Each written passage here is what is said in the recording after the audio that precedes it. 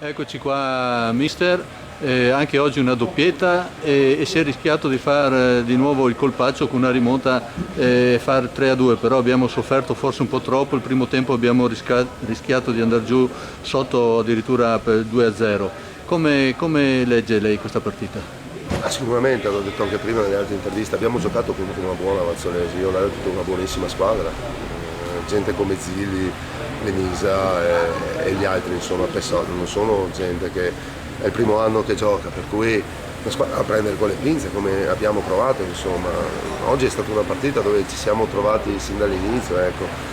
Avevamo 3 buoni giocatori fuori come tutti gli altri, insomma, però devo fare un plauso, ecco, per il cuore che ci ha messo la squadra nel recuperare, specie nel secondo gol, dove avevamo appena raggiunto il pareggio, abbiamo preso subito il 2-1, però c'è stata un'altra reazione, per cui sono felicissimo, ecco, di quello che la squadra ha dato oggi. Io chiedo sempre conferme perché dagli spalti a volte non si vede bene, poi magari le immagini chiariscono un po' di più. Era netto il rigore a nostro favore? Sì, certo, ma secondo me anche il secondo tempo non sto qui magari se parliamo così di falli successi anche su Dodorico, ecco, c'è stato un fallo sul colpo di testa il secondo tempo a porta libera, a porta vuota. Però insomma va bene 2-2, dai, cercare cose non va bene. Abbiamo sfiorato 2 volte con Grotto e Dodorico il gol, e sembrava che non volesse andare. Ma lei era fiducioso?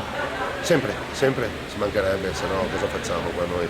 Dobbiamo essere noi i primi positivi che trasmettiamo ai ragazzi quello che deve essere il cuore, la voglia, la determinazione, per cui sotto questo aspetto posso andare fiero.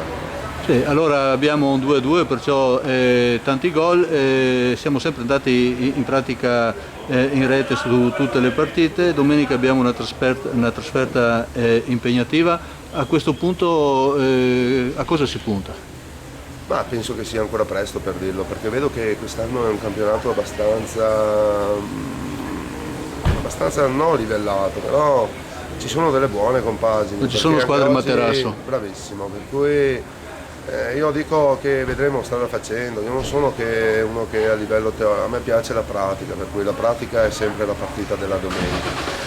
Vedremo un attimino, quando sarà il girone andata tireremo le proprie conclusioni, valuteremo un attimino, però insomma dai, dobbiamo crederci, ma dobbiamo crederci tutti assieme. Riusciremo a partire in vantaggio, a restare in vantaggio sulla prossima? Ma una battuta. Spero, anche perché sicuramente è una sofferenza per noi allenatori, non so per le persone in alto, ma anche per noi allenatori è soddisfatti. sicuramente una sofferenza. Bene, grazie mister. Salve.